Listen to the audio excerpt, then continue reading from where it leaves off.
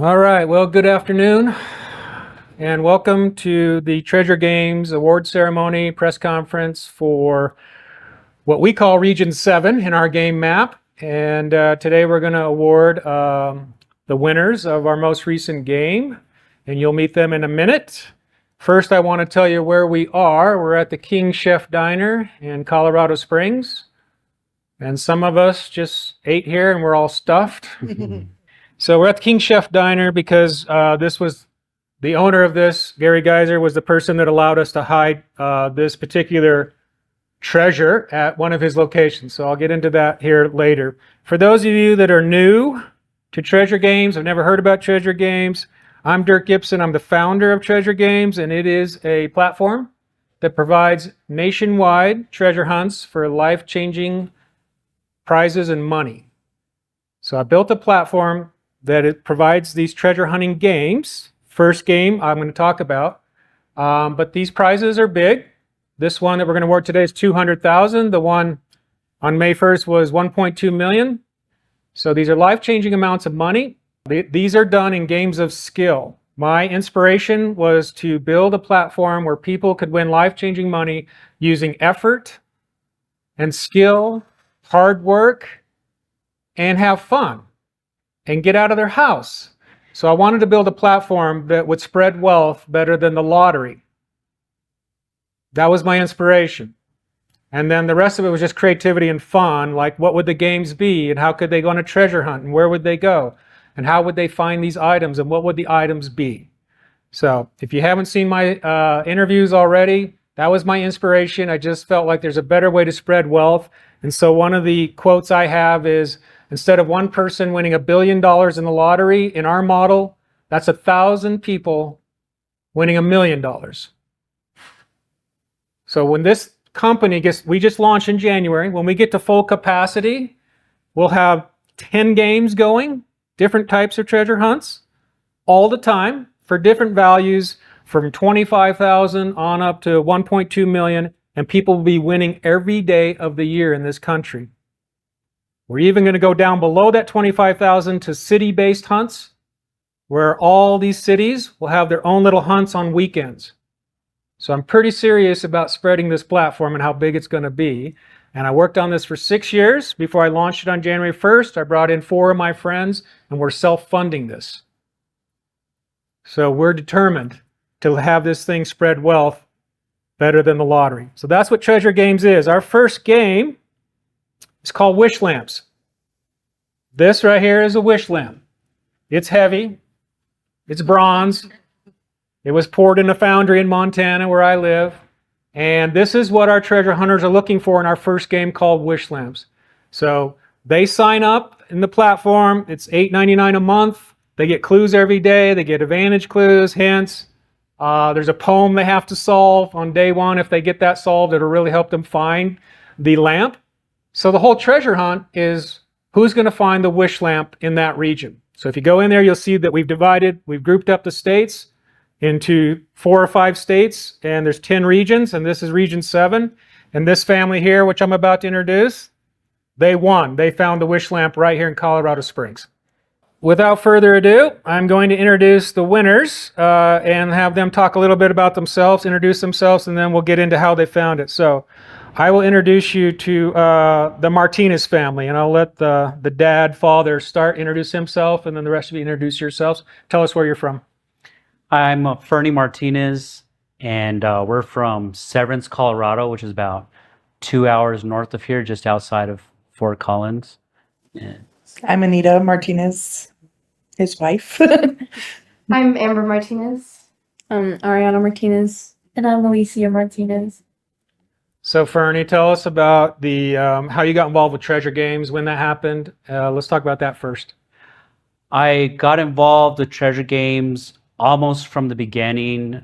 I remember reading about unrelated treasure, and I thought, oh, it'd be fun to find treasure. I did a Google search for treasure hunts, and I remember seeing a story out of, I think it was Texas, about that region, Treasure Games having a treasure in that region, and that's how I found the app and downloaded it and started playing and just sucked me right in and became mildly obsessed with it. It was a good thing, it turned out.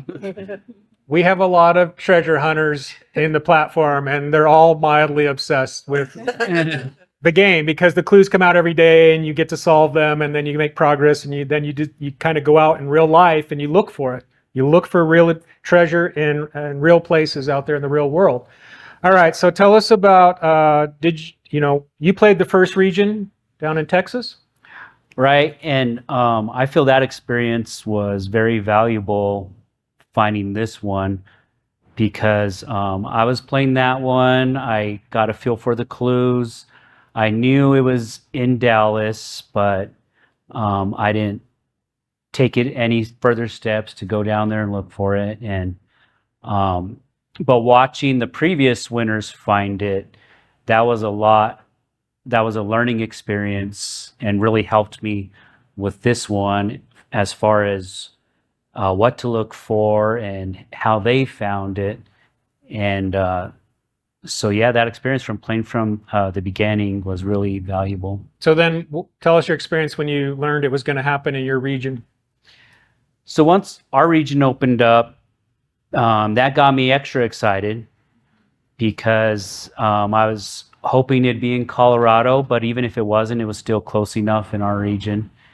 And that gave me extra motivation. And I guess I went from mildly obsessed to very obsessed. Spent a lot of hours on the computer, researching after work, days off. I was always on the computer, and I got them involved, and everybody was dreaming about the poem and thinking about it all the time. All right, so tell us your treasure hunt experience here with your family. So how did that go? So I narrowed it down to Colorado Springs, and using an advantage clue, I confirmed Colorado Springs. And so when I found that out, they'd all known since I was the first treasure in Dallas. I told them, hey, I'm on this app. I'm looking for this treasure. Like, oh, okay, great, Dad. But then once I confirmed it's Colorado Springs, I told them, guys, it's in Colorado Springs. And they said, let's go get it. So That's when we became mildly obsessed. So then it became a team thing. So then what happened? So we did research. We thought of some locations that interested us. And our first day we came to physically look was Memorial Day. And we got a hotel. We spent the night that night. But that first day we were focusing downtown. And we also went and visited the Paralympic Museum, which is a great museum. So we wanted to have some fun. And the search was fun. The experience was fun. Exploring Colorado Springs was fun. And so we spent that night, Monday, Tuesday, and didn't find it. So then the next week on my days off. Hold up. What happened on the first one? So Ariana. yes. So that first day we were searching. It was at the end of the day after the museum, and we're still walking around doing some more searching. And we were looking at the big great pumpkin sculpture. And we were driving by, and Ariana said, look at that purple castle. We should go look there. And at that point, we were tired. We're like, oh, okay, we'll keep that in mind, but let's go find a hotel.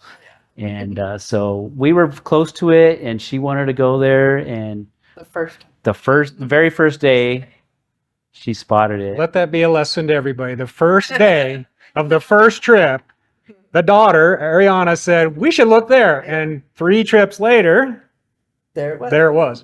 All right, go on. What was the second trip like? So yeah, the next week, it was the following Monday, we got some more ideas, and they were excited. And so she was working, but me and the girls, we came down, and we were all over this park, all over downtown, and we searched all day for it. And we drove back home that night. And then I started doing more research, and Is that when you guys were depressed? no, not yet.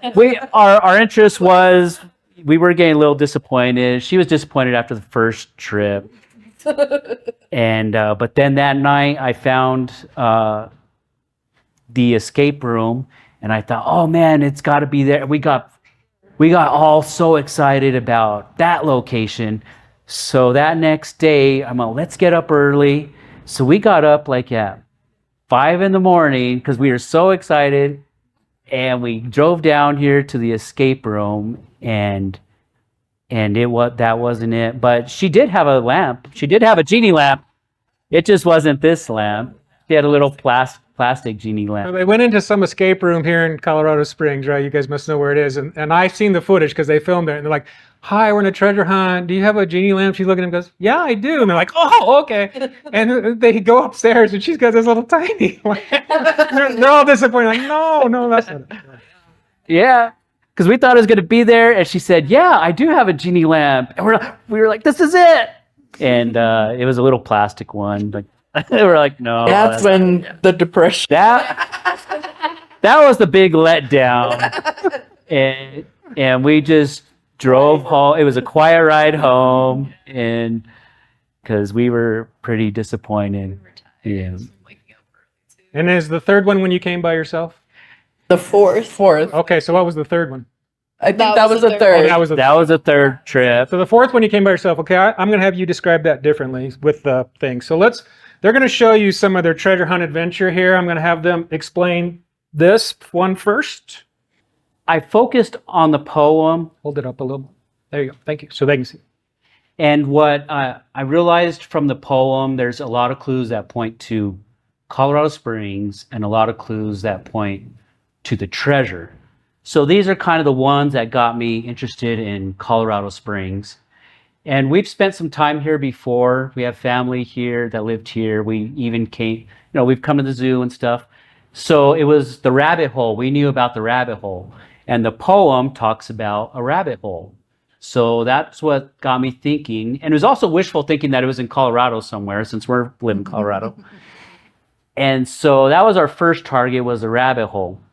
And then some of the other clues for Colorado Springs, the poem talks about a talking quill. And so I found this, the U.S. Air Force, I think their written protocol is called tongue and quill. And the poem also talks about not disturbing a slumbering someone. And so I found the Garden of the Gods. They have a formation called the Sleeping Giant. And the poem also, there's a lot of talk about golden ticket, gold, the ring. So I thought, well, maybe that's talking about the Olympics. And the poem also talks about gaining a greater perspective and the leg getting a cramp in your leg. And I thought, well, maybe that's the Manitou incline. There's also a part in the poem, it talks about some Cinderella references. And I think that's why we're looking at the pumpkin. And it also talks about the clock stuck on 2, not 12. So we found this logo for downtown Colorado Springs, and it's at 2 o'clock. So I don't know if these are coincidences or if they're intentional. This got me interested in Colorado Springs. And that's when I used an advantage clue to confirm, yes, it was Colorado Springs. So, but we really wanted to focus on downtown because of this clue, even though the escape room isn't in downtown, but the treasure ended up being in downtown.